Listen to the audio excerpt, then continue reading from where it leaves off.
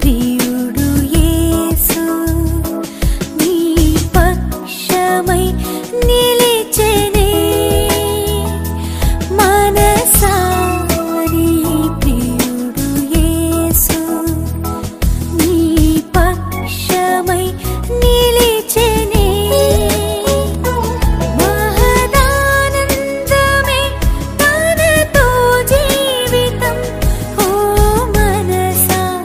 ఇది నీకు తెలుసా మహదానందమే తనతో జీవితం ఓ మనసా ఇది నీకు తెలుసా